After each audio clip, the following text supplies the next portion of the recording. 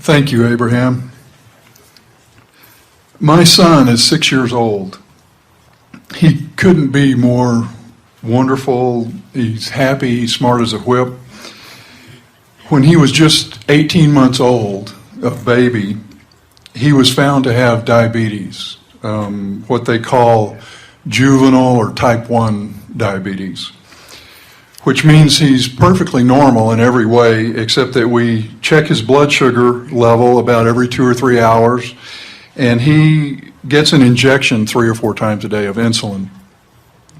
I've heard you say on tapes that all illness is a result of resistance, or all illness is a result of negative emotion.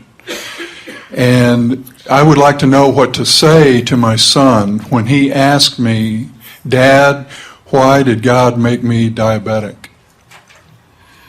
We would like to make a improved statement to you, because while we do say that illness is about resistance, and resistance is evidenced by negative emotion, we would like to say in even clearer terms that everything is about vibration. In other words, to say that all illness is about resistance says that nobody ever plans to do anything different than what everybody else thinks that they should do.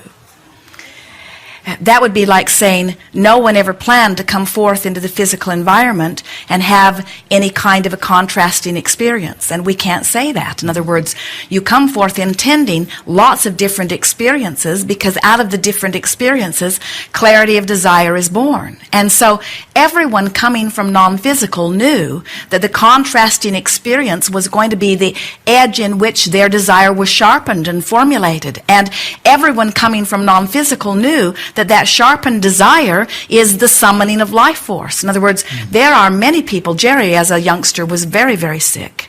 And he is one of the healthiest people that you will ever meet today, because from that early exposure to whatever it was, caused rockets of desires to shoot out of him, that caused a clarification, that caused him to focus and think in ways that almost no one else does.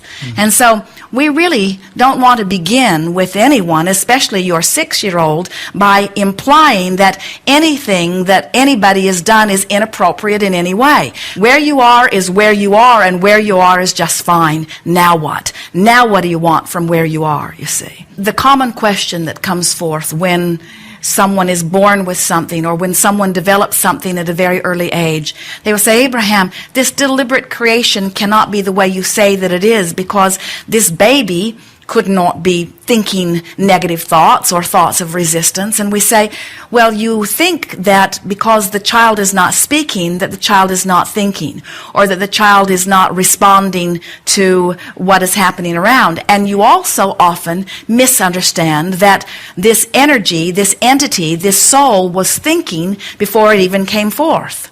As you stand here in your now, your future experience is being filled with manifestations, or potential manifestations, as a result of what you're thinking here today and what you have thought before this.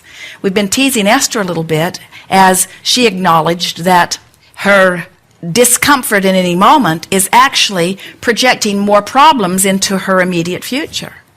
In other words, despair over a computer glitch only promises more computer glitches, because future experience is being affected by my point of attraction now.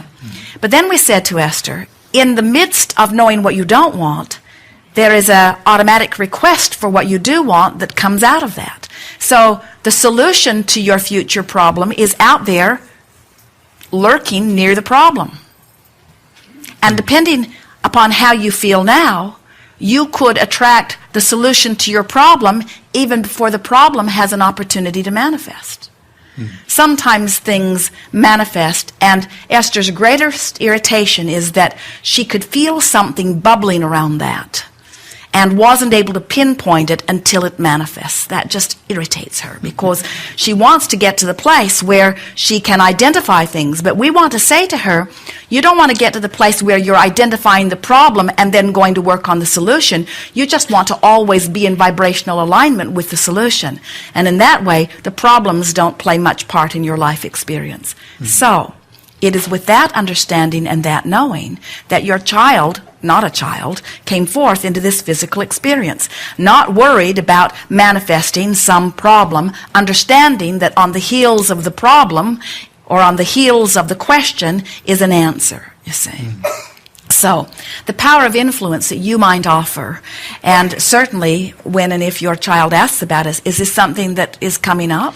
He's just now beginning to realize that everybody doesn't have to check their blood sugar and receive insulin injections. And he did just ask me for the first time this last weekend. He just had his 6th birthday. I was getting ready to give him a shot, and he just plainly, clearly, out of the blue, we weren't talking about it, he said, "Dad, why did God make me diabetic?" Well, the answer that we would give him is, it turns out that we are all powerful parts of that which we call God.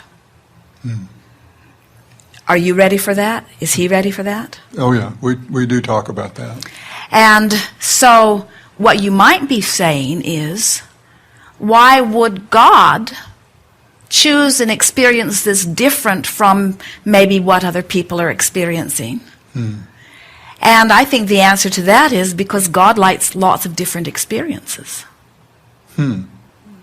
And while we can stand here and say, well, that looks like a better experience than that, and say to him, and we sure can say that about a lot of things, can't we?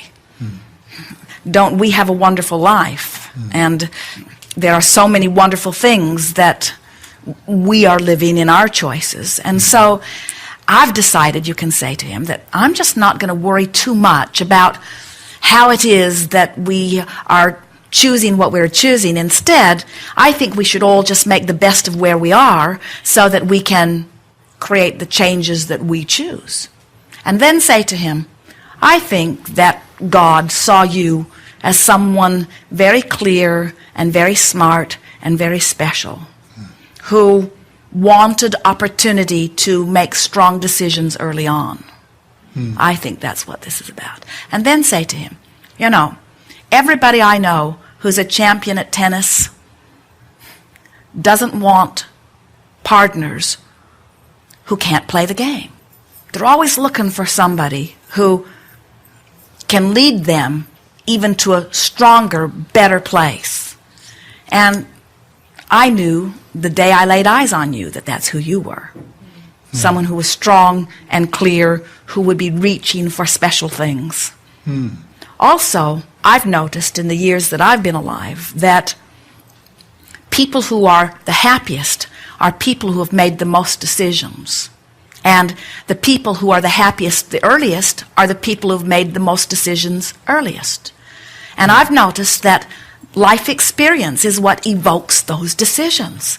So I think that you decided, even before you got here, that you were going to be one of those early thinkers about your own experience.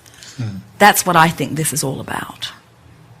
And then say, and boy, did you choose a good time. Because look at this technology, and look how we're able to keep you in balance easily. And look at this new methodology of being able to check your levels. These are really good times. I think you did really good in this.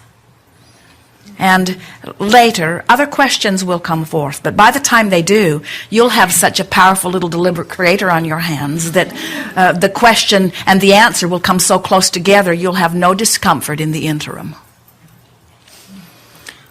Thank you. One follow-up.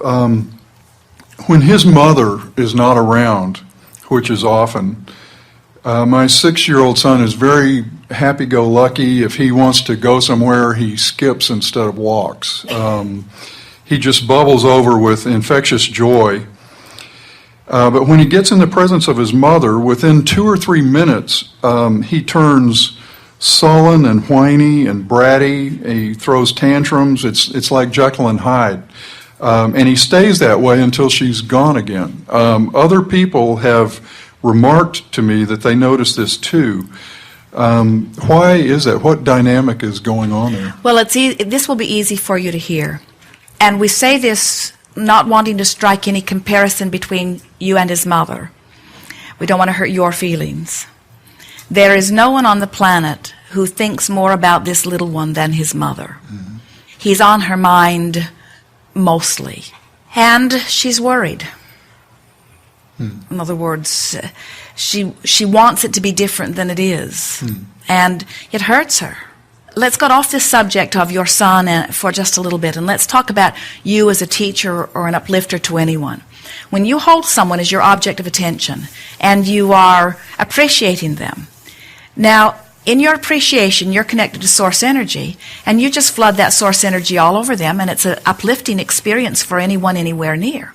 But if you have a friend who you're worried about, and you are in that moment worried about them, now you're not connected to source energy, and so it's almost a draining sort of sensation. And so we think what happens is that this well-meaning mother who wants more than life itself to feel love and appreciation and joy is instead often, particularly relative to that subject, feeling something different from that. And it started quite a long time ago. And so she's just developed some patterns of thought that are not connected to source energy in nature.